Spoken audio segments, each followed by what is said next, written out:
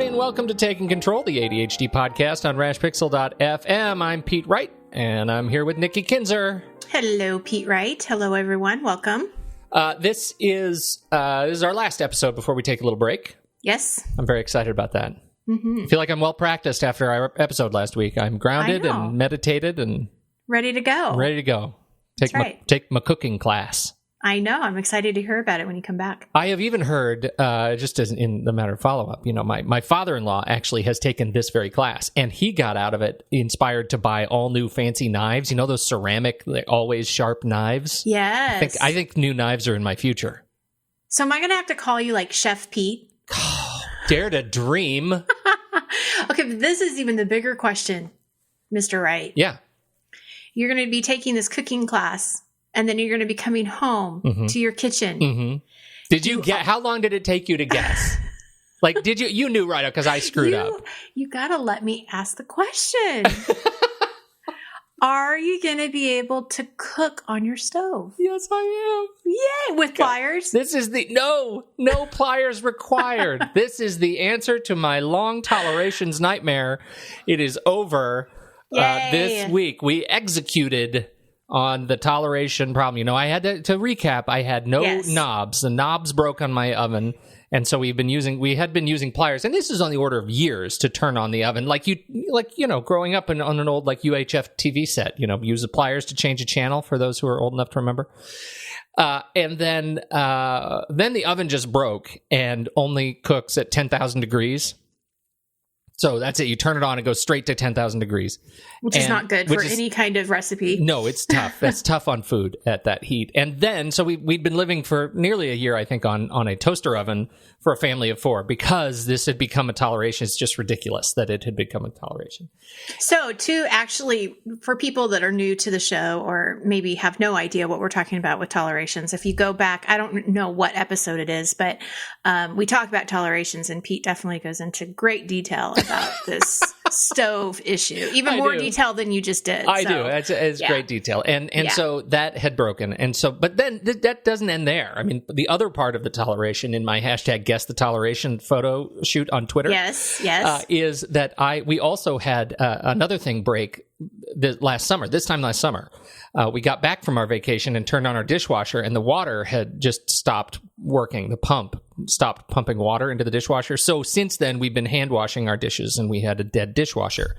And eating out of a toaster oven. And eating out of a toaster oven. So for the whole family in the house. It was ridiculous. I mean, it's just ridiculous when you think about it. We just didn't have the momentum to go out and do it, and we were both busy, and we just never did it. And so we finally did it, and we got both in one day.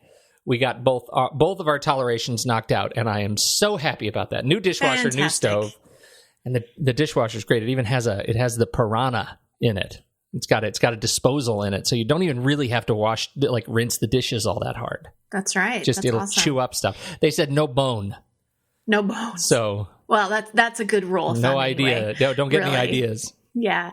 Well, with your guess what my toleration was, because yes, if you go into Twitter and go past, Pete decided to give me a riddle this morning, and I was cracking up.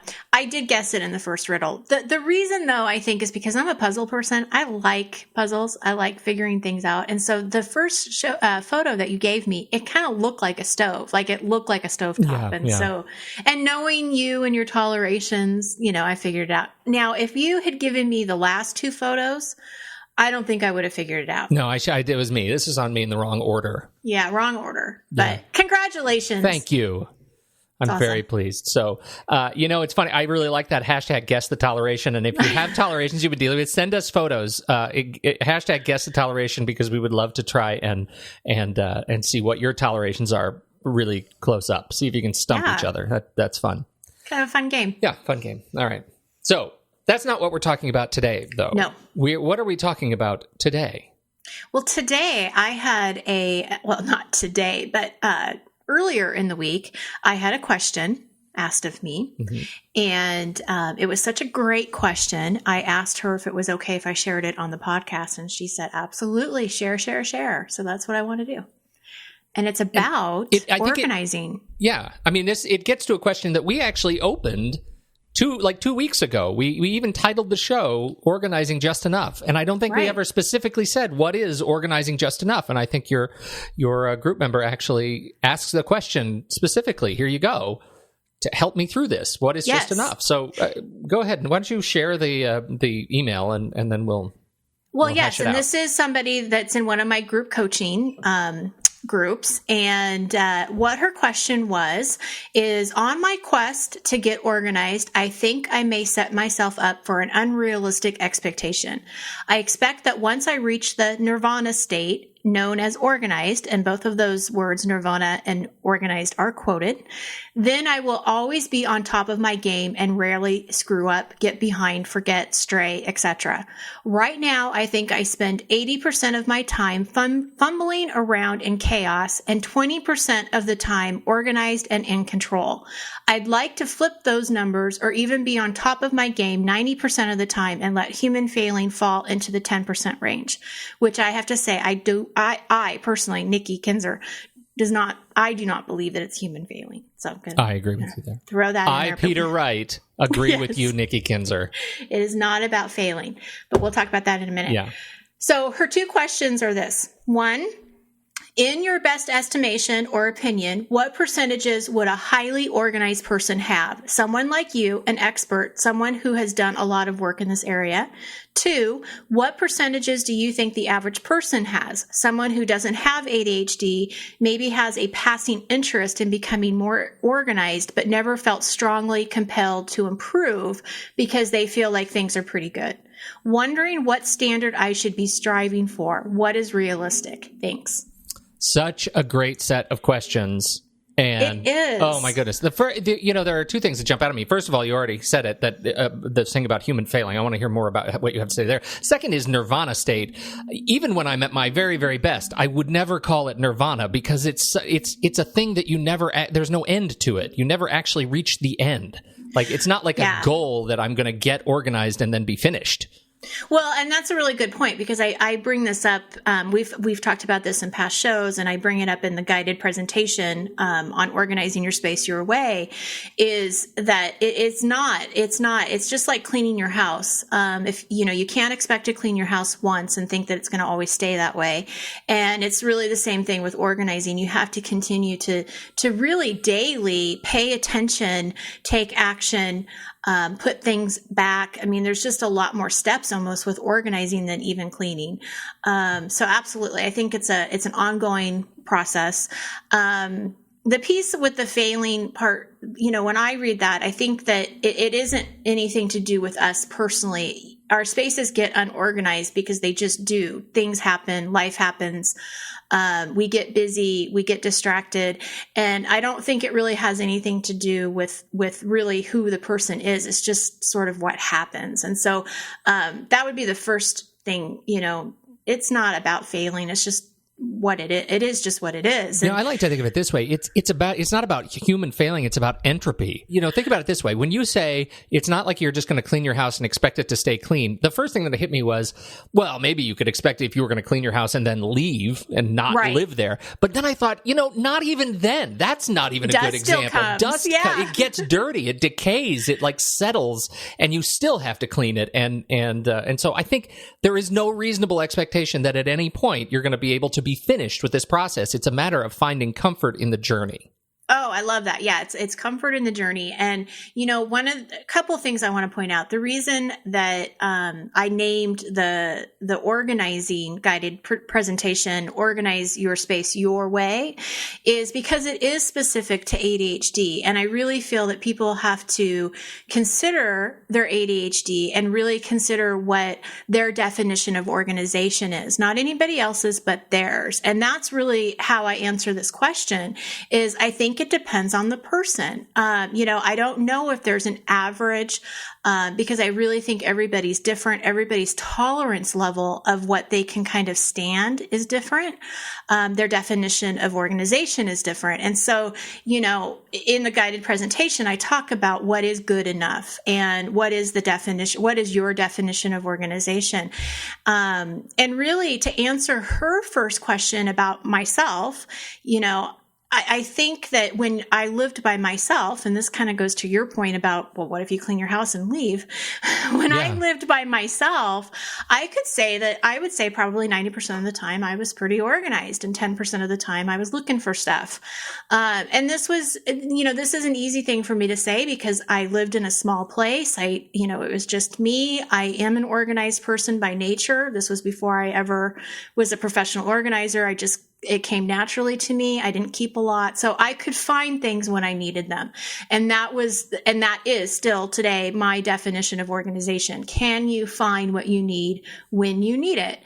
Now, for somebody who has a type A personality that has maybe some OCD tendencies, their percentage is probably more like a 90-10 as well. It comes very natural to them, and that's just how they live. There is no right or wrong in that. It's just that tolerance of what you can stand. When does it get to be too much that you have to do something about it? Well, that's right. I mean, the first thing that strikes me is the people I know who are type A with OCD tendencies, they are super organized and not very happy. They're super stressed out. They're constantly going. It's like their engine is always revving in the red line. And that, I think, is a challenge. And that's when, they need help, and they recognize they need help, and sometimes they choose to take it and sometimes they don't. Right. So there is a cost that comes with kind of where you're revving your engine. And it's kind of on a different spectrum, right? You've got somebody who's really unorganized and unhappy and living in chaos. And then maybe you have somebody that is paying too much attention. And I mean, there's just, I don't know, there's a lot going on there. So I think balance is probably key here.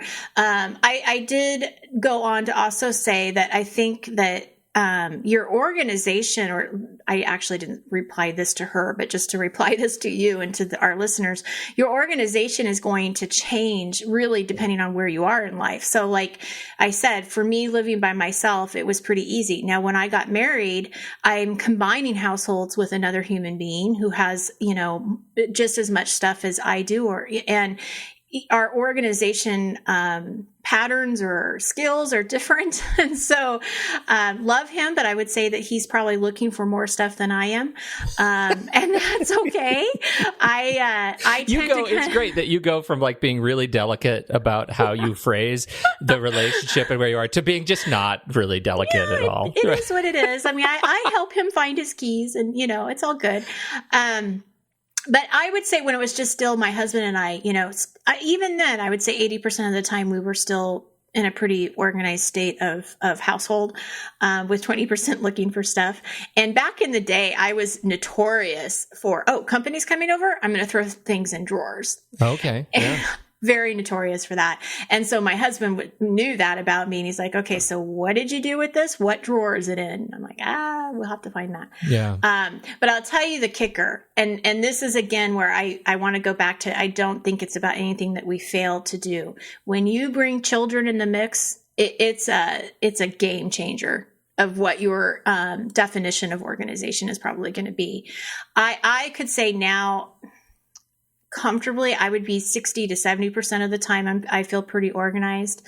The other part, it's not so much that I don't know where things are. It's just that the items don't always get placed back in their homes.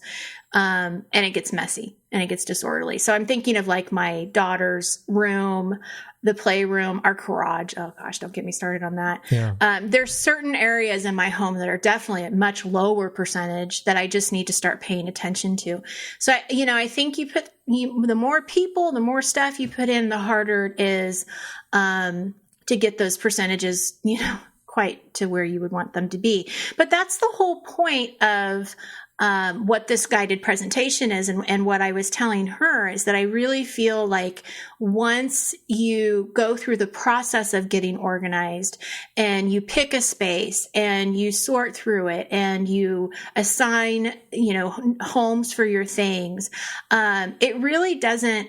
It's not as bad when things start to get into disorder, because you've already taken those initial steps to organize it in the first place. So when you backslide, which is going to happen no matter what, it's not as hard to get things back in order, if that makes sense.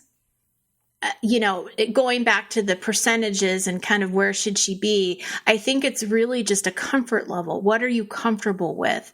What is your tolerance? When do you shift from being out of control to really feeling back in control of your space? Which doesn't mean it has to be perfect. It doesn't mean that it doesn't allow any kind of mess. It's just what is comfortable for you. I did tell her, and this is really why I'm so passionate about teaching about organization, is my hope for her and for anyone who works with me can find that happy medium. What is good enough? What does that look like to have peace? And again, it has nothing to do with perfection or having this home that needs to look like it needs to be on a magazine. Yeah, and I think you really put a good point to that, which is you have to get to know your triggers.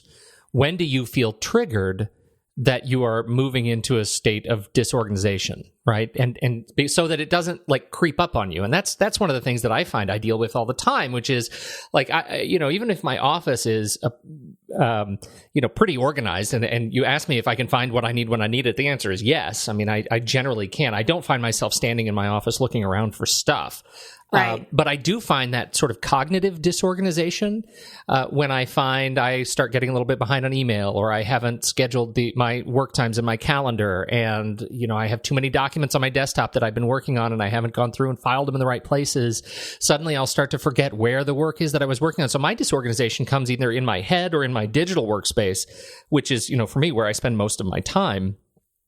Have I uploaded all the right podcast files? Have I, are these designs done for this client? If I get work stopped in progress on too many projects, that's when I can start to trip up. And so that is a trigger for me. Like when I look at my desktop and see more than 15 documents on there, I know that's a trigger now. That's a sign that I need to book time with myself on my calendar in order to get back to balance, like you said, to find that 80-20. Yeah. Because I don't think it's ever perfect all the time. And like we were saying at the beginning of the show, I don't think it's an ongoing process that you constantly have to pay attention to. And the last thing that I left with her is, I think it's really easy for us to set these high expectations of what it means to be organized, what it means to be, on top of our game. And then when we don't meet those expectations, again, we feel like we failed, and it's just not that way. We're doing the best we can. And are we paying attention to the things that really matter? Do your children know you love them? Do they know they're cared for? Are they paid attention to? Those are the kinds of things that they're going to remember that are much more important than how clean or organized your house was. And I'm not saying it's not important, but again, I just want to, really hit on what is the balance, and be kind to yourself. And give yourself the same grace that you would give your best friend or somebody you loved, because you are your worst critic. We're just doing the best we can. We really are. And I think you put a good point. I mean, give yourself the freedom from the language of failure. Yeah, right? Absolutely. It's you're not reaching a holy place, and you are not a failure. Yeah. And, and again, going back to that transition, things are going to change again, and your organization's going to have to change with it. As kids get older, they have different needs. And as they leave the house, then you're back to an empty nest. What's that going to look like? I mean, there's just always these transitions that are constantly happening in our lives. And I think we forget that, the organization kind of, goes with that too. It's just easy to not pay attention to. But exactly. So that's my whole point. Do it your way. Do it to what is comfortable for you, and don't worry about what anybody else thinks. Don't worry, and don't especially use the next 2 weeks. We're going to be on vacation. Yes. So use the next 2 weeks to practice. Yes. That's what I'm saying. That's right. And if you like what I said here and this resonates with you, then I also encourage you to please check out those guided presentations. We have the Organizing Your Way and also the paper solution as well. Great frameworks for getting started and potentially experiencing coaching for the first time if you've never thought about it. Take a look at the website. Right. It's all there. Take Control ADHD.